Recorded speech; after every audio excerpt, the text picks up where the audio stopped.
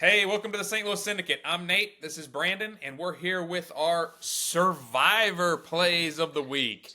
Brandon is still alive with his two plays, which he's got to be one of the only people in the country alive at this moment. Everybody's out of Survivor, but not Brandon. He's running around and has some strategy that he's going to share with you today. Brandon, what are we thinking is going to happen this week? Um, Better yet, let's look at last week first, and so Sure. just how great we really were. Yeah. All the favorites won, ran away with it, you know. Got chalk again. In the one Survivor League that I'm in that you don't get knocked out of, but you only get to play each team once. For the second week in a row, we had nobody lose. So after the chaos that was the first, what, 5 weeks, um, everything settled down and now just every big favorite's walking away. So it'll be interesting to look at this week. We've got some huge favorites finally, and talk about where we think those teams are at. But obviously, fading Washington and Buffalo last week didn't work for anybody. No, no. If you would have faded Nate and Brandon, you would have done great because our two plays at the bottom where we said, hey, here's something to think about was the Yeah, Falcons and the Chargers. Well, that didn't work. yeah. Luckily, I just ended up pulling the cord on the Rams when it came down to it on Friday. Good Um, move. I couldn't see. Um, the Raiders coming to town and getting by. And luckily, six of one, half dozen of the other. Antonio Pierce ruined my against the spread bet, but he locked in me covering because that loser kicked a field goal down eight with a minute and 40 seconds left or whatever the hell happened. So so yeah, that was nice. Keep me alive for another week. Well, when you live in Vegas and you coach for Vegas, you probably have some games out there being played, and you've got to cover that 5.5. You'd think somebody would have taught him math by this point. Well, you think somebody would have told him not to make it so damn obvious he's going to get his ass fired and thrown in jail. Jesus. Man, I'm telling you. All right, so this week, top plays of the week. A lot of chalky stuff out here. Um, I personally really like Detroit, but there's no reason not to like Kansas City. With once again being those Raiders that you talked about, I do not feel like they have it in the tank this year to upset Kansas City like they did last year. But you have some choice opinions on this. What are your thoughts? Yeah, I think that while KC, I think, is a great pick. If anybody hasn't heard all the conversations around uh, what happened post, the Christmas Day game last year, and then training camp, and all this nonsense of them screwing with Mahomes, I With the think, dog. yeah, yeah. So yeah, he's going to handle that on the field. So I'm assuming this week he'll be handling it. Though, if you look down the road a little bit, there are some even more advantageous games where, say, they get to play Vegas at home, they get to play in Carolina, those sorts of things where, if you're going to play optimally, maybe you hold on to KC. My, right now, my favorite for the week is Denver, right? Everybody wants to fade Carolina. It very much looks like they gave up.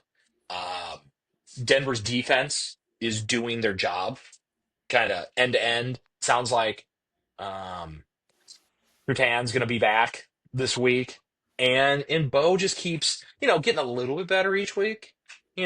He still does those things where he throws the ball exactly equidistant between two of his wide receivers, but That was a great play. oh man, I both of them look confused. Like, was that to me? Was that to me? Yeah, so, he's going to do that every once in a while, but I don't think Carolina can take advantage of it, right? When it comes down to it, their defense for real has quit, and their offense isn't doing much better. So, when you go down this road of Denver and you go, hey, they actually, eighth best defense, well, that's probably enough to really cause a problem. Where I don't know, playing survivor games on the road, Casey. Baltimore, especially if you listen to our other Steam pod, sending Baltimore into Cleveland, the new quarterback, reinvigorated, the whole 9 yards. Lamar's he's gonna have a weird game every once in a while. I wouldn't be surprised if this is it. Yeah. So, so yeah, it's how much do you trust in Pitt?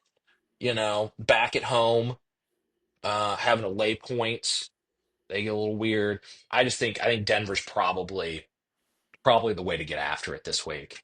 Yeah, I really like your analogy there with Baltimore because we talked about it in Steam and it just bad juju.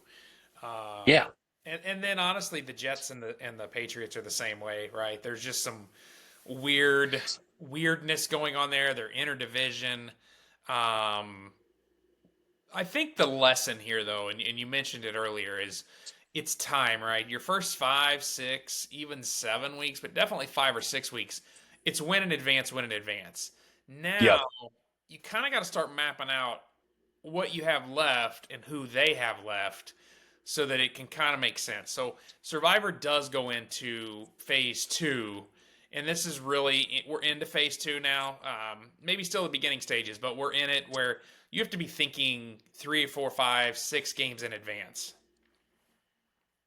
yeah, yeah, for sure. And look, Detroit being the top of this hill that we've got here is right. Like if you are off Tennessee, as logically everybody should be. I don't know.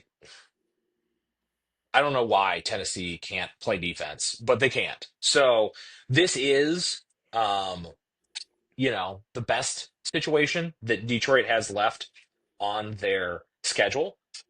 They do get to have Chicago come to Detroit. They get to have Jacksonville come to Detroit. But other than that, they've got some contested games at home for the rest of the year. So, you know, if you're truly off Tennessee, maybe it's the time to pull the lever on Detroit if you've got them left. But I I think I'm probably just going to stick with Fade in Carolina unless somebody comes up with some really good numbers to scare me off of it. Yeah, and I don't think there should be anything to scare you off of that. And I think Detroit, even though this may be their best opportunity, they still have some favorable matchups down the road. Yeah, yeah, they got a couple. Anyway, team, that's our Survivor information for the week. Brandon's still alive. I'm not. I'm Nate. He's Brandon. Good luck with your picks. Good luck to everybody that isn't playing me.